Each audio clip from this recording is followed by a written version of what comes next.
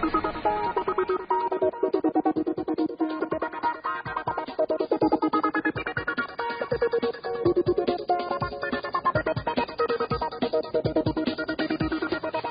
the next session, Changing Your Emotional Triad, Tony reveals the source of all emotion as a constellation of three forces: a pattern of physiology, a pattern of language, and a pattern of focus or beliefs.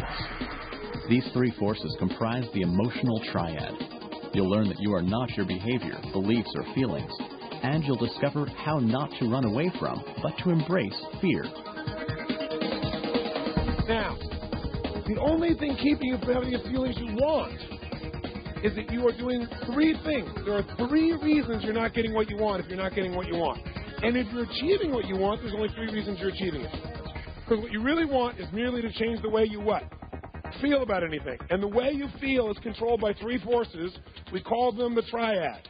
There's only three things that determine how you feel, whether you feel good or bad. If you are not feeling what you want to feel, and all you want to do is change how you feel, then there are three sources. If you say, Tony, I want to feel euphoric. To feel euphoria, is there a specific pattern of how to use your physiology that's required for you to feel euphoria? Yes or no? Yes.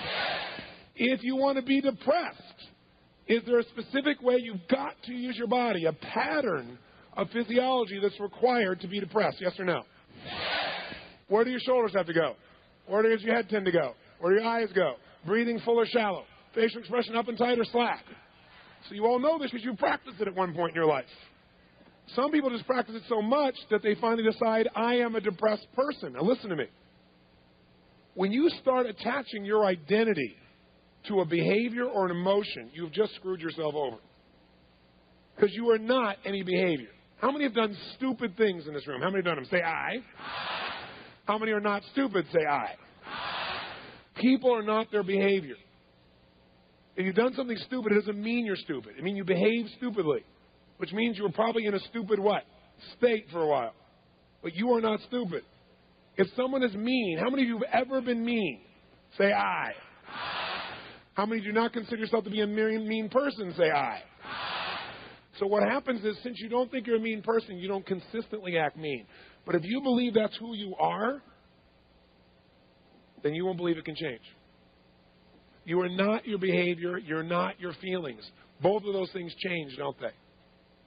You are something much more than behavior. You're more than what you believe. Your beliefs change. How many have believed things 10 years ago that honestly you'd be almost embarrassed to admit you believed back then? How many got some beliefs like that from 10 years ago? Say I. So you're not your beliefs. You're not your values. You're not your rules. All these things are an illusion. And when you think that's who you are, then you feel compelled to live that way. Because the strongest force in the human personality is the need to remain consistent with how we define ourselves. So if I say I'm an extremely conservative person, then I'm not going to do outrageous things because it would make me uncertain about my identity. We live in a world with so much change happening so fast that there's so much uncertainty that the one thing we're certain about is I know who I am. If I don't know who I am, I wouldn't know what to do. I wouldn't know how to feel. I wouldn't know anything. I'd have an identity crisis. And people freak out in that moment, don't they? Because they don't know how to live their life. One of the greatest gifts you can give yourself is to expand your identity and realize you are not anything you've been. You're not a victim. You're not your past. The past does not equal the future unless you live there, unless you focus there. It's hard to drive in the future using a rear view mirror to guide you. You'll crash. And you go, see it happen again. Well, no kidding. It's where all your focus is. Right? Maybe it's time when you always say, well, I can't do that. I'm not that kind of person. When did you come up with this label for yourself? When you were 10, 12, 15, 20? How much has changed in your life? It's time for you to expand massively the way you move, the way you breathe, anything. The fastest way to change your identity is change the way you move. Your face, your body, your voice. Because what that does is it sends a signal to your brain that you're behaving differently, and it starts to get you to think differently. It expands your identity. You must do the things you think are undoable. You must take the things you fear most, and there's not a person in this room who doesn't have fear. Fear of not being good enough, fear of not being significant enough, fear of not being loved, fear of not being hurt, fear of being hurt. Everybody's got fear. The most strong person in this room has fear. But achievers don't call it fear because it doesn't sound cool. They call it stress. They go, I'm a bit stressed about this. Stress is the code word for fear. Go, no, I'm just stressed because I have so much to do. No, you're afraid. I'm not afraid. I just have a lot to do. Okay, well, what if you don't do it? Well, I have to do it. Well, what if you don't? Well, if I don't, then things will fall apart. Well, what if they fall apart? Well, then it all comes on the other. If it all comes on the other, well, then this will happen. I'll be broke. If you're broke, then what? Well, I'll lose my home. Well, then what? Well, eventually go, no one will love me. Or they'll eventually say, I'll feel totally alone. Or I'll feel like my life has no meaning. So they're linking survival to getting this job done. They call it stress, though, because it's so much cooler. Or if you're in L.A., they use words like, I have angst about this. Because it sounds so much more sophisticated. Angst. It's not that I'm fearful. I just have a bit of angst. I'm a little stressed. Next time you say I'm stressed, know the truth. You're fearful. Wherever stress is, fear is nearby. It's just a little deeper. And if you're honest with yourself, you can see what it is. Now, instead of denying your fear, maybe it's time to embrace it. Because in order to have that fear, you have to focus on something a certain way. You have to believe something. It's probably not true.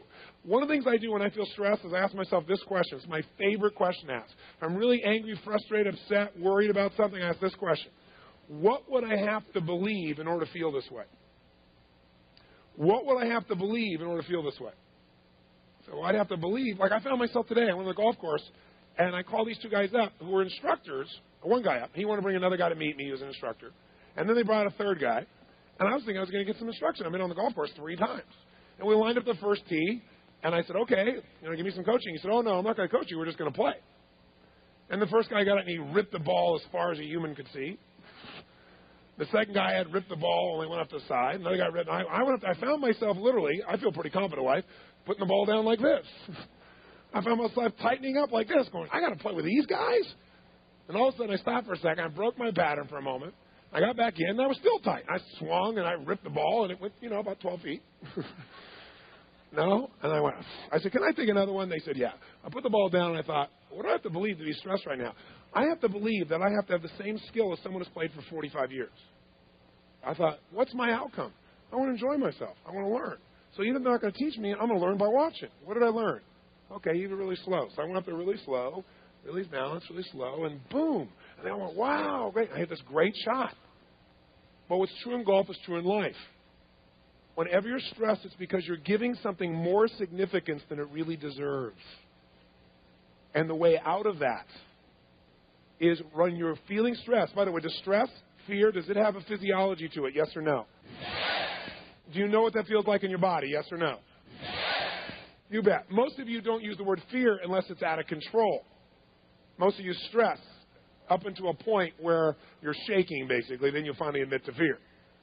Right? That's the label you have. But there is a triad to it. Do you use certain language? Is there a pattern of what you say to yourself when you're stressed that makes you stressed, that triggers the stress? Yes or no? Yes. You bet there is. Is there a pattern of what you have to focus on to be stressed and what you have to believe about it, the meaning you have to attach? You bet. So the way to do it is break the pattern by asking yourself, what would I have to believe in order to feel this way? And then when you hear it, what else would I have to believe? What else would I have to believe? And pretty soon your brain will go, that is ridiculous. Now you can install a new triad. You can adopt, what did I do? A new what? Physiology. I said to myself something brand new. I focused on something else. I believed something new, and with that I was in a different state. And in a different state, you get different behavior, different results. How many follow this? Say aye. This is the process of a triad. So I want you to capture. If you are not experiencing what you want, there's only 3 reasons. And the 3 reasons are things you are doing in this moment. If you're stressed, you're doing stress. You aren't feeling stressed. That's a code word for you're doing stress. In order to be stressed, do you have to use your body a certain way? Yes or no? Yes. Do you have to talk to yourself a certain way? Yes or no? Yes. Do you have to focus a certain way? Yes or no? Yes. So if you can do stress, you can choose the minute you're aware of it to do something else called relaxation or called courage or called determination or called love. You can do anything. In order to feel love, do you have to use your body in certain ways differently than fear? Yes or no? Yes. Do you have to talk and say different things, a different tone of voice in your head to feel love? Yes or no? Yes. Do you have to focus on something different, believe something different to feel love? Yes or no? Yes. This is true of anything. So think of a goal you have, a desire you have, something you really want. Think of some goal, any goal at all. It can be a thing goal, something you want to own or something you want to achieve, or something you want to grow or contribute or make happen or develop. I don't care. I've heard everything from buy a house, take my business international, find a lover. All right, so I heard a couple things here, right? Now, why do you want that? If you had that thing you said you want, what do you believe it would give you? Break that down to what it'll really give you, which is the feeling. What's the feeling that that'll give you? You achieved that, got that, those things happen that way. How would it make you feel? What's the feeling you're craving by achieving? You're trying to achieve that. Ultimately, if we break it down so you can feel a feeling. What are the feelings you're after specifically from that particular goal? Now, whatever that feeling is, pride, I heard, excitement, love, accomplishment, all of those are feelings. Those feelings are triads.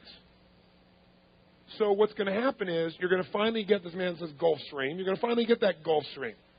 And you're going to walk up the steps of that plane.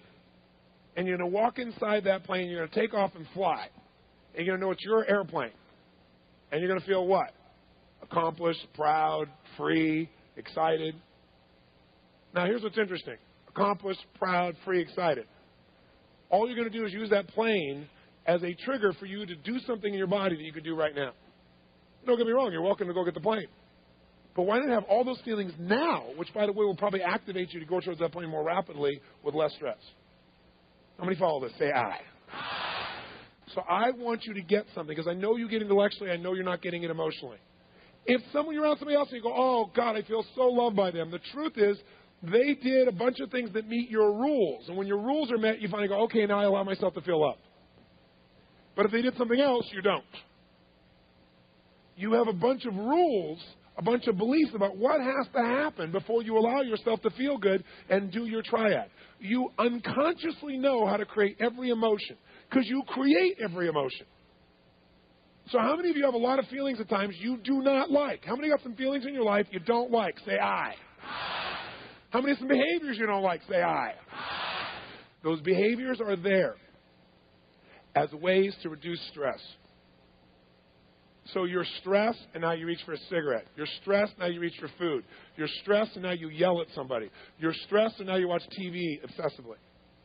What are you doing? You're feeling fear, and instead of changing your triad, you're using distraction or using a change in physiology. You're changing your focus to the TV or shopping, or you're changing your physiology by eating, and that is changing the pattern, and so you're getting out of stress. All the behaviors that you have that you don't like, all those behaviors meet your needs for comfort or for significance or for connection with yourself. So anything you want to change, you say, you don't tell me I don't know how. Yes, you do. Just do it. And I've heard many of you use this phrase, try. Right? There is no try. You saw Star Wars. Remember Yoda? Remember in that second Star Wars? And Luke comes along, and he's trying to use the Force to lift up this thing. He's concentrating. He starts to lift it. He gets kind of stressed. He gets it. He goes, oh, I can't do it. I can't do it. I tried. I just can't do it. And what does Yoda say? There's only do. Do or don't do. There is no try. And Yoda gets up, and because it's a must, he does it. Lifts it up and goes because he has no way to turn back. When you're saying you're trying, you're saying it's a should for you. You never get your shoulds. If you do, they never last. It's only the musts. And what makes it a must for you is when you start linking not doing it's total pain and doing it is your identity. It's who you are as a person. Then you find a way. You create the way. You make a way. How many have some area of your life where you don't try, man? Some area of your life, you never really get through it. You never fall through. But there's one area. But in this area, man, every time you show up, all of you is there. There's no try for you. You make it happen. Whether it be business or being there for your kids or doing something with your body or finding a way to turn around a business challenge. How many got an area where you step up and there is no result except the one you commit to? How many got a reference for this? Say aye. All we got to do is have you take that to another place. And the first way is stop the hypnosis of try. Because try is the battle cry of wimps. I'll try. Right? It's a guaranteed failure. Someone says, I know I should change. I go, ain't happening. Now, how do I know this? Because it's not that hard to change. But you got to make sure whatever you change to meets your needs more than the last thing. So let's do some experiments. I'd like you to take unbelievable athlete. I'll give you an example. The Taibo guy, Billy Blanks. He's a great guy. He's got a great heart. He's very skilled. He's amazing. He's like master 4 martial arts. Brilliant guy. We kept wanting to bring him to be a speaker as one of our mega events. We have multiple speakers. And he kept turning us down again and again and again. And he was doing it in weird ways. So finally I said, let's call up and talk to somebody else and find out what's going on with this guy. And we found out why. He was scared to speak in front of public. All that stuff was scripted. They all came from his heart, but it's scripted. He was reading it. He rehearsed it so he could read it. So finally we made a deal. I'd work with him, and we got him out there, and he got all this love, right, all this connection. And all of a sudden he was totally passionate going for it. It was all just fear. All he had to do was do a different triad. And the way I got him to do it, by the way, is I said, don't talk. Don't talk to these people. Teach them some of your moves. I said, you do classes all the time. It's just a big class. Don't worry about speaking. So as soon as I got him to believe that he was just doing what he already knows how to do, he did his certainty, he did the triad, and he got up and did it. And at the end of it, he had a new what? Who knows? New what? Reference. With a couple of references, now he's certain he can do it, which is just an excuse for him to do what he already knows, the triad he already knows.